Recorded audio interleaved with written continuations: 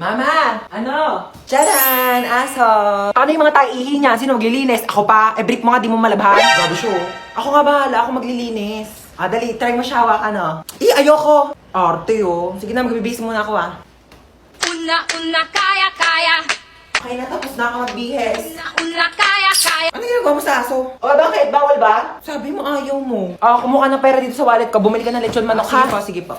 Ananingo ko. Man, nakabili na ako ng lechon manok. Sige, lagay mo dun sa lamesa. Ah, sige. Yes, kakain na ako.